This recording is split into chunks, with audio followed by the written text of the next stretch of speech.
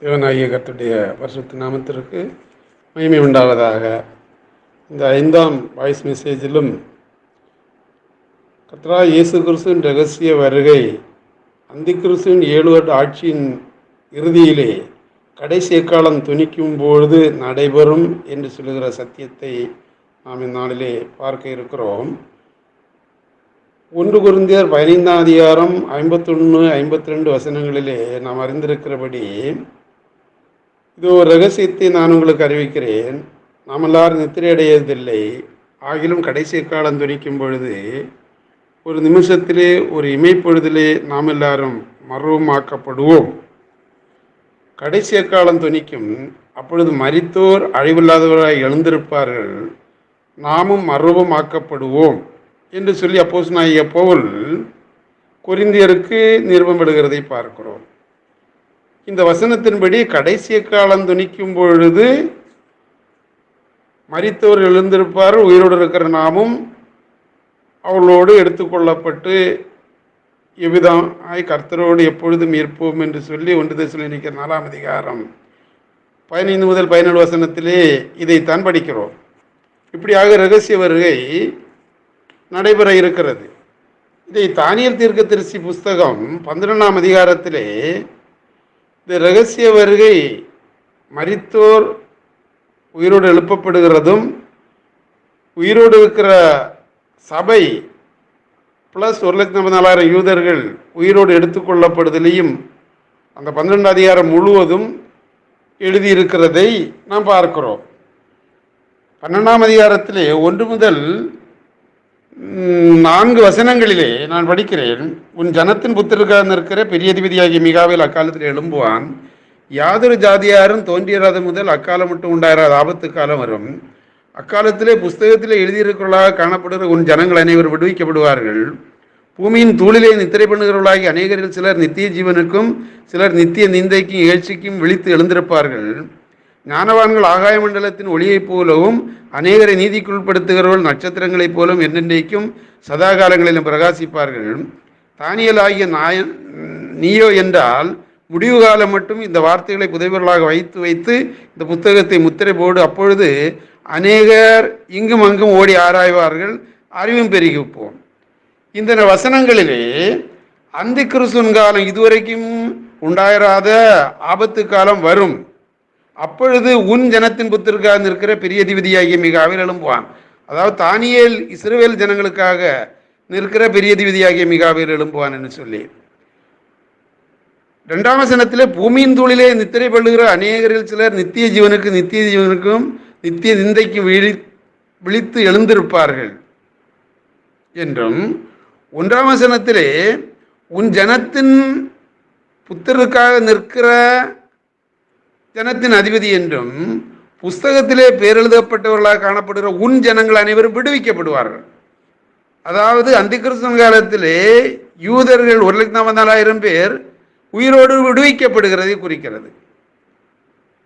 அதை 4ஆம் வசனத்திலே இந்த புஸ்தகம் உயிரோடு இருக்கிறவர்கள் விடுவிக்கப்படுவதற்கும் மரித்தோர் எழுந்திருக்கிறதற்குமான இந்த செய்தியை நீ முத்திரை போட்டு விடு என்று சொல்லி 4ஆம் வசனத்திலே பார்க்கிறோம். தொடர்ந்து இந்த ஆச்சரியமான முடிவு எப்பொழுது வரும் என்று சொல்லி 6ஆம் வசனத்திலே கேட்கப்படுகிறது. ஆச்சரியமான முடிவு என்று சொன்னால் மரித்தோர் எழுந்திருக்கிறது, உயிரோடு இருக்கிறவர்கள் மீட்கப்படுகிறது. அந்தி கிறிஸ்துவின் காலம். ஸோ இது ஒரு ஆச்சரியமான காலம்.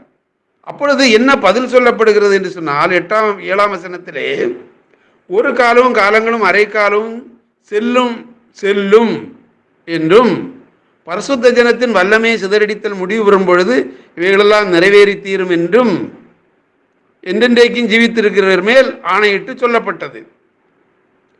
மறுபடியும் அவருக்கு ஒரு சந்தேகம். எப்படி? அதாவது அவருக்கு புரியலை. மறுபடியும் கேட்குறாரு 8-9 வசனத்தின்படி, இதன் முடிவு எனக்கு புரிய மாட்டேங்குது, நீங்கள் சொல்லுங்கன்னு சொல்லி. அப்போ தானியேலுக்கு என்ன சொல்லப்படுகிறதுன்னு சொன்னால், உனக்கு இதெல்லாம் சொல்ல முடியாது, இது உன்னுடைய காலத்திற்குரியது கிடையாது, இது கடைசி வரைக்கும் முத்திரை போட்டு முத்திரிக்கப்பட்டிருக்கும். அப்படித்தான் 4ஆம் வசனத்திலையும் அப்படித்தான் கடைசி மட்டிக்கும் முத்திரை போடு. இங்க 9ஆம் வசனத்திலும் கடைசி மட்டும் முத்திரை போட்டப்பட்டிருக்கும். ஆக அந்த கிறிஸ்துவின் காலத்திலே நடக்கிற மீட்பு, உயிரோடு எடுத்துக்கொள்ளப்படுதல், மரித்தோர் எழுந்திருக்கிறது, அது ரகசியமாக இருக்கும். ஏனென்றால் அது இயேசு கிறிஸ்துவினுடைய மரணத்திற்கு பிறகு நடக்கிற சம்பவம். ஆகவே தானியலுக்கும் அது மறைக்கப்படுகிறது. தானியேல் 12 முதல் 13 வசனத்திலே நாம் படிக்கும் பொழுது பாலாக்கு அருவருப்பு சாவிக்கப்படும் காலத்திலிருந்து 1335 நாள் செல்லும். அப்பொழுது நீ உயிர்ப்பிக்கப்படுவாய், உன் பங்குக்கு எழுந்திருப்பாய். அப்படி முதல் 3 ஆண்டு காலங்கள் அரைக்காலம் செல்லும் என்றும், பின் 3 ஆண்டாகிய மகாபத்திர காலம், யூதர்கள் ஓடி போகிறதற்குரிய காலம் 1335 நாள் செல்லும் பொழுது இஸ்ரவேலர்கள் எல்லாரும் ஓடி போய் தீர்ந்துவிடும். அப்பொழுது கடைசி நாள் வரும், கடைசி காலம் துணிக்கும் என்று சொல்லி இதையெல்லாம் இந்த 12ஆம் அதிகாரத்தை முழுவதும் முத்திரை போடு என்று சொல்லப்பட்டது. இந்த முத்திரை படும்படியாக தானியேலுக்கு சொல்லப்பட்டதுதான் வெளிப்படுத்தின விசேஷம் 5ஆம் அதிகாரத்திலே. நான் வெளிப்படுத்தின விசேஷம் 5ஆம் அதிகாரத்திலே 1ஆம் வசனத்தை படிக்கிறேன். அன்றியும் உள்ளும் புறமை எழுதப்பட்டு 7 முத்திரைகளால் முத்திரிக்கப்பட்டிருந்த ஒரு புஸ்தகத்தை சிங்காசனத்தின் வீட்டிருந்தவருடைய வலது கரத்தில் கண்டேன். புஸ்தகத்தை திறக்கும் அதன் முத்திரைகளை உடைக்கவும் பாத்திரவான் யார் என்று மிகுந்த சத்தமிட்டு கூறுகிற பலமுள்ள ஒரு தூதனை கண்டேன். வானத்தினாவது பூமியிலாவது பூமியின் கீழாவது ஒருவனும் அந்த புஸ்தகத்தை திறக்கும் அதை பார்க்கவும் கூடாதிருந்தது. இங்கே 5ஆம் வசனத்திலே, அப்பொழுது மூப்பர்களில் ஒருவன் என்னை நோக்கி, நீ அள வேண்டாம், யூதா கோத்திரத்து சிங்கம் தாவீதின் பேருமானவர் புஸ்தகத்தை திறக்கும் அதன் முத்திரைகளை உடைக்கவும் ஜெயம் கொண்டிருக்கிறார். கர்த்தராகிய இயேசு கிறிஸ்து மரித்து ஜெயம் கொண்ட பிறகுதான் தானியேலுக்கு மறைக்கப்பட்டது. இங்கே முத்திரை உடைக்கப்பட்டு இங்கே திவ்யவாசனாகிய யோவானுக்கு அவர் ஆவிக்குள்ளாகி எடுத்துக்கொள்ளப்பட்டு அங்கே இந்த தரிசனம் அவருக்கு காண்பிக்கப்படுகிறது. அப்போ முத்திரையிடப்பட்ட புஸ்தகத்துக்குள்ளாலே இருக்கிறது என்ன என்று சொன்னால், தானியேல் 12ஆம் அதிகாரத்திலே தானியேலுக்கு கடைசி கால மீட்பு, அதாவது 7 வருடத்தின் முடிவிலே நடக்கிற உயிரோடு எடுத்துக்கொள்ளப்படுதலும் மரித்தோர் உயிர்த்தெழுதலும் ஆகிய அந்த ரட்சிப்பை குறித்த சத்தியத்தை அங்கே தானியேலுக்கு மறைத்ததை இங்கே யோவானுக்கு, அப்போஸ்தலனாகிய யோவானுக்கு வெளிப்படுத்தி 7 முத்திரைகளால் முத்திரிக்கப்பட்ட புஸ்தகம் என்று சொல்லப்பட்டிருக்கிறது. இந்த 7 முத்திரைகளால் முத்திரிக்கப்பட்ட புஸ்தகம்தான் வெளிப்படுத்தின விசேஷம் 5ஆம் அதிகாரத்திலிருந்து 22ஆம் அதிகாரம் வரைக்கும் உள்ள அந்த வசனங்கள் எல்லாம் இந்த முத்திரையிடப்பட்ட புஸ்தகத்துக்குள்ளாலே இருந்தது. அது ஆட்டுக்குட்டியானவர் 7 முத்திரைகளை உடைத்த பொழுது அது எழுதி கொடுக்கப்பட்டிருக்கிறது. அது கடைசி கால சபை அதை அறிந்து முதல் 3 ஆண்டிலே புறஜாதி சபை வனாந்திரத்திற்கு பறந்து போகவும், பின் 3 ஆண்டிலே 1,44,000 பேர் ஓடி போகவும், அப்படியாக 2 கூட்டத்தாரும் சேர்ந்து மத்தியாகத்திலே மணவாளன் வரும்பொழுது உயிரோடு இருக்கிறவர்களாக சேர்த்து கொள்ளப்படவும், மரித்த பரிசுத்தவான்கள் உயிரோடு இருக்கவும் இந்த வெளிப்படுத்தின விசேஷம் சீக்கிரத்தில் சம்பவிக்கிறதாக எழுதி கொடுக்கப்பட்டிருக்கிறது. தானியேல் தீர்க்க தரிசனமாக சொல்லப்பட்டது.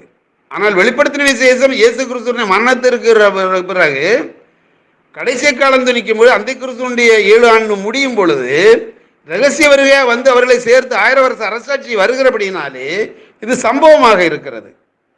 இந்த சம்பவம், அதாவது 7 முத்திரைகளை உடைக்கப்பட்டு 7 எக்காலங்கள் ஊதப்படும் பொழுது அந்த கிறிஸ்துவனுடைய 7 வருஷம் முடியும். அப்பொழுது இயேசு கிறிஸ்துவனுடைய ரகசிய வருகை நிறைவேறும். அதாவது வெளிப்படுத்தின விசேஷம் 6ஆம் அதிகாரத்திலே ஆட்டுக்குட்டியான 6 முத்திரைகளை உடைக்கிறார். அப்பொழுது முதல் 3 ஆண்டு நிறைவிடுகிறது.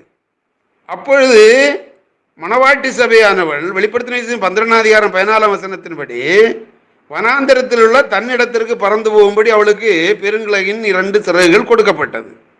அப்படி முதல் 3 ஆண்டு புறஜாதி சபையிலே மீட்கப்பட்ட மணவாட்டி சபையானவள் பறந்து போய் வனாந்தரத்திலே ஒலிவமலையின் அடிவாரத்திலே சென்று சேர்ந்து விடுகிறாள். அப்படி முதல் 3 ஆண்டு முடிந்து விடுகிறது. அடுத்தது 7ஆம் முத்திரை இப்பொழுது உடைக்க வேண்டியது இருக்கிறது. வெளிப்படுத்தின விசேஷம் 8ஆம் அதிகாரம் 1-2 வசனங்களிலே ஆட்டுக்குட்டியானவர் 7ஆம் முத்திரையை உடைக்கிறார்.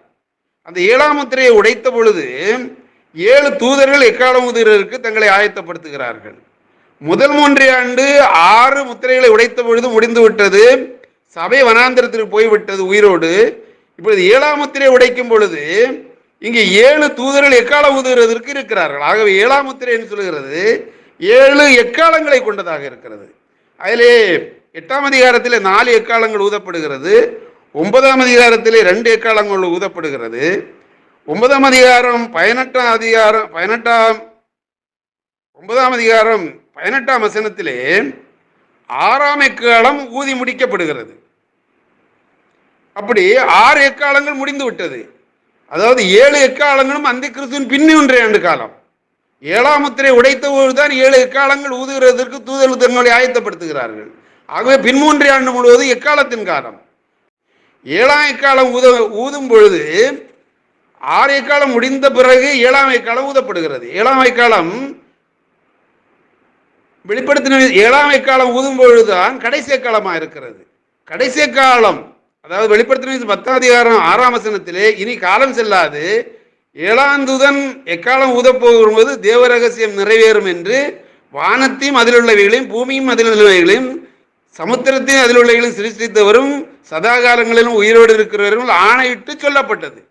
ஆகவே 7ஆம் காலம் கடைசி காலத்திலே தேவ ரகசியம் நிறைவேறும், அதாவது ரகசிய வருகை நிறைவேறும் என்று சொல்லி வெளிப்படுத்தின விசேஷம் 10ஆம் அதிகாரம் 6ஆம் வசனத்திலே சொல்லப்பட்டிருக்கிறதை பார்க்கிறோம். அப்படியே கடைசி காலத்தின் பொழுது வெளிப்படுத்தின விசேஷம் 11ஆம் அதிகாரம் 15ஆம் வசனத்திலே 7ஆம் தூதன் எக்காலம் ஊதினான், உலகத்தின் ராஜ்யங்கள் நம்முடைய கர்த்தருக்கு அவருடைய கிறிஸ்துவுடைய ராஜ்யங்களாய் மாறின, அவர் சதா காலங்களில் ராஜ்யபாரம் பண்ணுவார் என்று சொல்லி கம்பீர சத்தம் வானத்திலே உண்டாயிற்று. இப்படியாக கடைசி காலம் துணிக்கும் பொழுது தேவ ரகசியம் நிறைவேறும். கடைசி காலம் துணிக்கும் பொழுது தேவ ரகசியம் நிறைவேறுவதனால 1000 வருஷ அரசாட்சி வரும். கடைசி காலம் துணிக்கும் பொழுது இதோ ஒரு ரகசியத்தை உங்களுக்கு அறிவிக்கிறேன், நாம் எல்லாரும் நித்திரை அடைவதில்லை, மரித்தவர் முதலாவது எழுந்திருப்பார்கள், நாமும் மர்வமாக்கப்பட்டு இப்படியாக எப்பொழுதும் கர்த்தருடனே கூட இருப்போம் என்று சொல்லி 1 கொரிந்தியர் 15ஆம் அதிகாரம் 51-52 வசனத்திலையும் 1 தெசலோனிக்கேயர் 4ஆம் அதிகாரம் 15 முதல் 17 வசனத்திலையும் சொல்லப்பட்டிருக்கிற பிரகாரமாக ரகசிய வருகை தானியேலுக்கு 12ஆம் அதிகாரத்திலே மறைக்கப்பட்டது.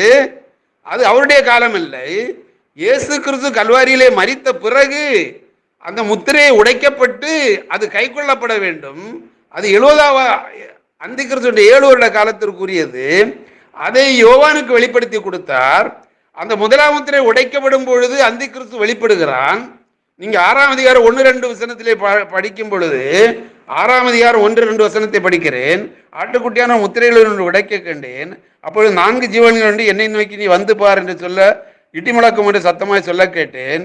நான் பார்த்த பொழுது இது ஒரு வெள்ளை குதிரையை கண்டேன், அதன் மேல் ஏறியிருந்தவன் வில்லை படித்திருந்தான், அவனுக்கு ஒரு கிரீடம் கொடுக்கப்பட்டது, அவன் ஜெயிப்பவனாக புறப்பட்டான். அதாவது முதலாம் முத்திரையை உடைத்த உடனே அந்தி கிறிஸ்து வெளிப்படுகிறான். 6ஆம் அதிகாரத்தில் 6 முத்திரை உடைக்கப்படும் பொழுது அந்தி கிறிஸ்துவனுடைய முதல் 3 ஆண்டு முடிகிறது, சபை வனாந்திரத்து பறந்து போகிறது. 8ஆம் அதிகாரத்தில் 7ஆம் முத்திரை உடைக்கப்படும் பொழுது அங்கே 7 தூதர்கள் எக்காலம் ஊதுகிறார்கள். அந்த 7 தூதர்கள் எக்காலம் ஊதி முடியும் பொழுது, அதாவது 7ஆம் தூதனுடைய சத்தத்தின் நாட்களிலே தேவரகசியம் நிறைவேறும் என்று சொல்லி எழுதியிருக்கிறபடியும் வெளிப்படுத்தின விசேஷம் 11ஆம் அதிகாரம் 15ஆம் வசனம் 7ஆம் தூதன் எக்காலம் ஊதினான், உலகத்தின் ராஜ்யங்கள் நம்முடைய கர்த்தருடைய கிறிஸ்துடைய ராஜ்யங்களை மாறின என்று சொல்லி எழுதியிருக்கிறபடியமாக இயேசு கிறிஸ்துடைய ரகசிய வருகை 7ஆம் தூதனுடைய எக்கால சத்தத்திலே கடைசி எக்காலத்திலே ரகசிய வருகையாக நிறைவேறுகிறது. உயிரோடு இருக்கிற பரிசுத்தவான்கள், மரித்த பரிசுத்தவான்கள் மத்தியாகத்தில் எடுத்துக்கொள்ளப்பட்டு அங்கிருந்து நேரடியாக பூமிக்கு வந்து கர்த்தராகிய இயேசு கிறிஸ்து தம்முடைய ஆட்சியை நடைமுறைப்படுத்துகிறார். இப்படி தானியேலுக்கு மறைக்க சொல்லுகிறார். 7 வருட காலத்து அந்தி கிறிஸ்துவின் ஆட்சியின் காலத்தில் நடக்கிற ரட்சிப்பை வெளிப்படுத்தின விசேஷத்திலே அப்போஸ்தலனாகிய யோவானுக்கு வெளிப்படுத்தி கொடுத்து இந்த தீர்க்க தரிசன வசனங்களை கைக்குள்ளவர்கள் பாய்க்கவனுக்கு காலம் சமயமாக இருக்கிறது என்று சொல்லியும் வெளிப்படுத்தின 1ஆம் அதிகாரம் 1 முதல் 3 வசனங்களிலே சீக்கிரத்தில் சம்பவிக்க வேண்டியவர்களை தம்முடைய தூதனை அனுப்பி தம்முடைய ஊழியர்களுக்கு வெளிப்படுத்தினதுமான விசேஷம் என்று சொல்லி, சீக்கிரம் என்று சொன்னால் 7 வருஷத்தின் காலத்தில் நடக்கிற வேண்டியவைகளை தான் வெளிப்படுத்தின விசேஷத்தில் எழுதி தந்து இந்த இந்த கடைசி நாட்களிலே அந்த கிறிஸ்துவின் காலத்திலே 7 ஆண்டுகளிலே புறஜாதியும் இஸ்ரவேலில் 1,14,000 பேர் மீட்கப்படவும் மரித்த பரிசுத்தவான்கள் உயிரோடு எடுத்துக்கொள்ளப்படவும் இப்படியாக தானியேலுக்கு சொல்லப்பட்டது, மறைக்கப்பட்டது, இங்கே வெளிப்படுத்தின விசேஷத்தில் வெளிப்படுத்தி தரப்பட்டது. அதை சபை, கடைசி கால சபை கை கொண்டு கர்த்தராகிய இயேசு கிறிஸ்துவின் வருகைக்கு கடைசி காலம் துரிக்கும் பொழுது மத்தியாயத்திலே சேர்த்துக் கொள்ளப்படுதலுக்கு என்று சொல்லி ஆயத்தமாகும்படியாக எழுதி கொடுத்திருக்கப்படுகின்றாலே இந்த சத்தியத்தின்படி வருகைக்கு என்று சொல்லி நாம் ஆயத்தமாகும்படியாக தேவன் நம்மை அழைக்கிறார். கர்த்தர் தாமே இந்த வார்த்தைகளை, இந்த வசனங்களை ஆசீர்வதிப்பாராக. ஆமென், ஆமென், ஆமென்.